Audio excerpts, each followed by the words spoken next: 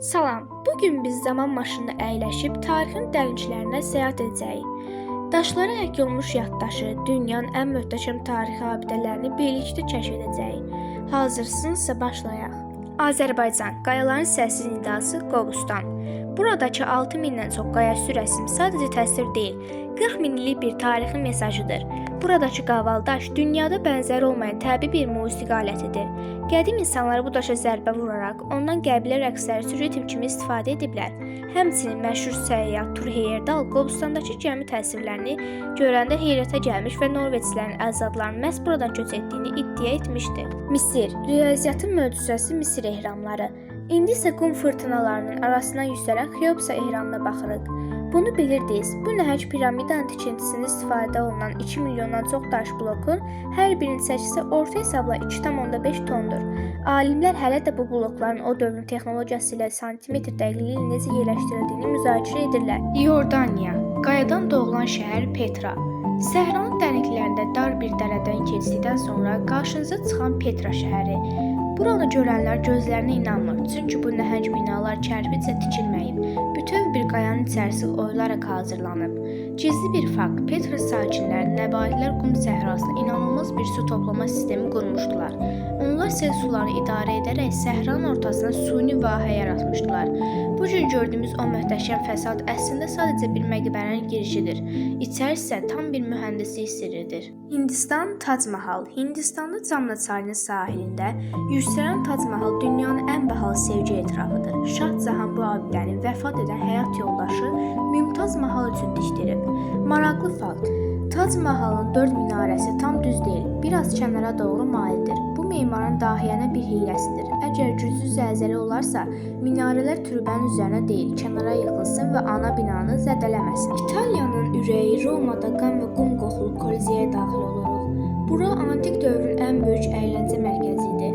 Bunu çox az adam bilir. Koliseyin altında Hipogeya adlanan nəhəng bir tunellər şəbəkəsi var idi. Lift sistemi vasitəsilə vəhşi heyvanlar peyda olurdu. Hətta bəzən arenanın su ilə dolur, orada gəmi döyüşləri belə təşkil edirdilər. Və nəhayət Çin dağlarının beli ilə uzanan 21.000 kilometrlik nəhəng sədd. Sarsıdıcı bir fakt, bu divarın tikintisində istifadə olunan kərpicləri bir-birinə yapışdırmaq üçün yapışqanlı düyü qarışığından istifadə olunub. Məhz bu düyü sığı divarların min illər boyu dağılmadan qalmasını təmin edib. Digər tərəfdən bura dünyanın ən uzun qəbirstanlığı da adlanır, çünki tikintidə vəfat edən minlərlə işçinin elə divarın içində dəfn edildiyi deyil. Asiyanın dərinliklərinə, Kambocanın cəngəlliklərinə daxil oluruq. Angkor Vat dünyanın ən böyük dini abidəsidir. Şok edici bir fakt. Bu nəhəng məbəd kompleksi tikilərkən istifadə olunan daşların miqdarı Misir ehramlarına daha çoxdur. Amma fərq ondadır ki, bu daşların hər qarşı inanılmaz dərəcədə incə oyma naxışlarla bəzədilib. Gizli sir, məbəd elə tikilib ki, o kosmosdakı əjdaha bürcünün yerdəki əksidir. Əsrlər boyu cəngəlliklərin içində unudulan bu şəhər 19-cu əsrdə fransız səyyah tərəfindən təsadüfən tapılana qədər meşələrin əsirliyinə qalıb. Rusiya, Vasili Blajeni. Moskvanın Qızıl meydanında yerləşən bu rəngarəng nağıl sarayı. Bu abidə 1500-cü illərdə İvan Grozun əmri ilə tikilib. Dəhşətli əfsanə. Deyilənə görə İvan Grozno bu məbədin gözəlliyinə o qədər heyran olub ki, memarlar bir daha belə gözəl bir şey tikə bilməsinlər deyə onların gözlərini çıxartdırıb. Memarlıq sirri, bu bina əslində 9 ayrı kilsənin bir mərkəzlə ətrafına birləşməsidir. Kənardan rəngli şirniyyatlara bənzəsə də, içərisi bir-birinə dar keçidlərlə bağlı olan qaranlıq və sirli bir labirintdir. Bəlkə biz bugün dünyanın müxtəlif yerlərinə, fərqli sivilizasiyaların qərbinə səyahət etdik. Gördüyümüz bu möhtəşəm tikililər sadəcə daş, mərmər və ya kərpic deyil. Onların hər biri insanın sonsuzluq arzusunun, sevgisinin, inancının və ağlının yer üzündəki möhrüdür.